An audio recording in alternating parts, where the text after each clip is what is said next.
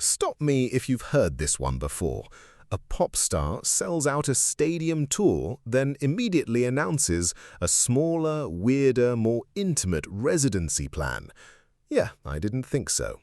According to reports coming out of the live entertainment world this morning, one of the biggest names on the planet just flipped the entire touring model on its head. And honestly, my first reaction was pure confusion. Then I saw the numbers, and confusion turned into genuine shock. We're talking about a 50-show run across just 7 cities. Not 7 countries, 7 cities. That means instead of bouncing around like a pinball, this artist is parking himself in one place for weeks at a time. So why would anyone voluntarily give up the traditional tour grind? And more importantly, what does this mean for fans who can't afford to fly to New York or London? Stick around, because the answer involves a 30-day stand at Madison Square Garden, 2 surprise guests that no one saw coming, and a strategy that might just change live music forever. Let me give you the headline that's breaking across entertainment news right now.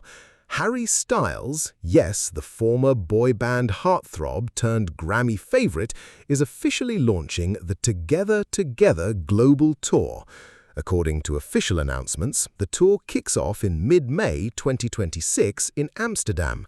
But here's the first curveball. It's not a typical city-hopping marathon. Sources claim this is structured as a 7-city residency with a total of 50 stops.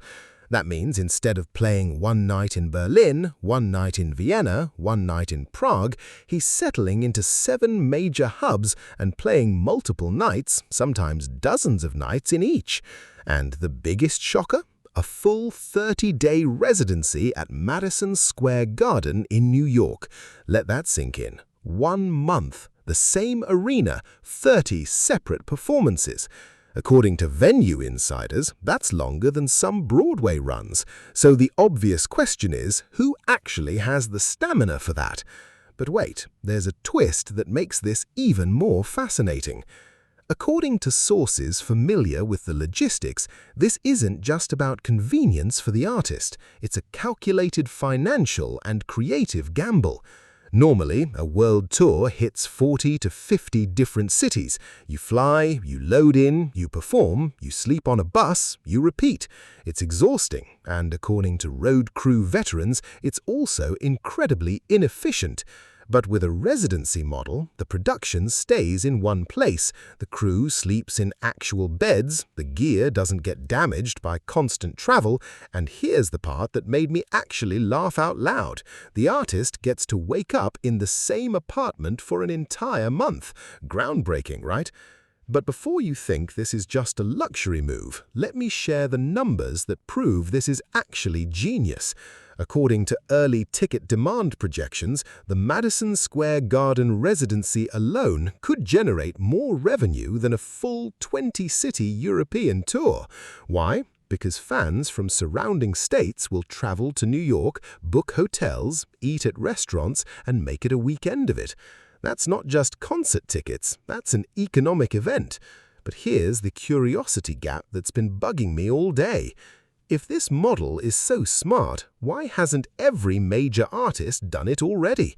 Well, according to concert industry analysts, there are 2 big reasons.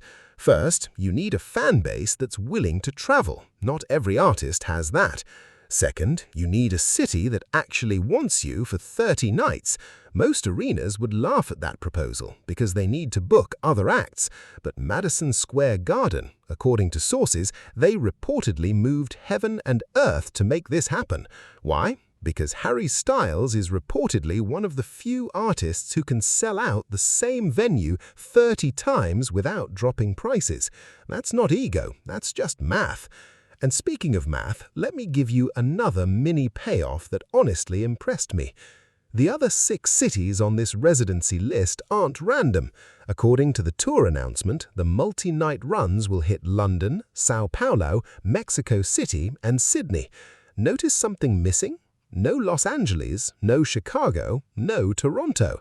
That's a deliberate snub. and sources claim it's because those markets are oversaturated. Instead, the tour is focusing on regions where fans have historically shown up in massive numbers. Smart? Absolutely. Frustrating for fans in the Midwest? Also absolutely. But here's where things get even more interesting. According to additional details that dropped this morning, the Together Together tour will feature special guests, and not just any guests. We're talking about Shania Twain and Jamie X. Now, if you don't know Jamie X, he's a British producer known for his atmospheric electronic music. Shania Twain is, well, the queen of country pop crossover. That's two completely different vibes sharing the same stage on alternating nights. Sources claim Shania will join for select North American dates, while Jamie X is reportedly handling the European and South American legs. My honest, unfiltered opinion, that's brilliant. You get the nostalgic country crowd and the cool electronic crowd. You basically double your potential audience without spending a dime on extra marketing. But before you get too excited, let me throw a little cold water on this. According to insiders, ticket prices haven't been officially released yet, but given the demand, they're expected to be, let's just say, premium. If you're a fan on a budget, that 30-night New York residency might as well be on the moon. And that brings me to the uncomfortable question that no one's really asking. Who is this tour actually for? According to social media reactions already pouring in, a lot of people are thrilled. But a lot of people are also frustrated. If you live in a flyover state, you now have to book a flight, a hotel, and take time off work just to see your favorite artist. That's not exactly inclusive. And sources close to the planning process claim that this was a deliberate trade-off. Fewer cities, but better production value and more intimate shows. I get the logic, but as someone who's driven 6 hours for a concert before, I feel that pain. However, and here's where I think the sarcasm is warranted, the artist probably isn't losing sleep over it. According to every metric we have, the Together Together tour will still sell out, probably within minutes. Because here's the cold, hard reality of the music business in 2026. Artists don't need to go to the fans anymore. The fans will come to the artist. And honestly, that's a huge shift from even 5 years ago. But let me bring it back to the positive side, because I don't want to be a total downer. According to fans who've attended similar residencies in Las Vegas by artists like Adele and Usher, the experience is actually superior. You get better sound, better sight lines, and the artist is more relaxed because they're not jet-lagged. Sources claim that Harry Styles himself reportedly wanted this tour to feel less like a marathon and more like a celebration. And you know what? I respect that. The traditional tour schedule has broken down countless artists. Exhaustion, vocal strain, mental health struggles, it's real. So, if a 30-day residency at MSG means he's actually happy and healthy on stage, then maybe it's worth the travel for die-hard fans. But here's the new curiosity gap that just opened up. How are they going to keep 30 nights at the same venue feeling fresh? According to production designers who've worked on similar projects, the secret is changing the set list every few nights, rotating the special guests, and even altering the stage design for different acts of the residency. That means night 1 might feel completely different from night 15. And, according to sources, there's even talk of filming one of these shows for a concert movie. Imagine that, a live album and a film, all from one residency. That's not just a tour, that's a content factory. Let me give you another number that stopped me cold. According to industry projections, the Together Together tour could gross over $150 million just from the 30 MSG shows alone. That's not including London, Sao Paulo, Mexico City, Sydney, and the other cities. And remember, there are 50 total stops. So do the rough math in your head. We could be looking at a $250 million tour. That's blockbuster movie territory. And the craziest part?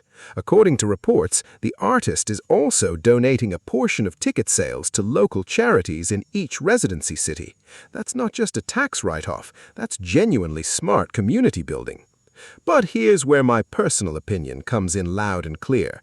I think this residency model is going to become the new standard for A-list artists over the next 3 to 5 years. Why? Because it's more profitable, less destructive, and creates a sense of exclusivity that drives demand through the roof.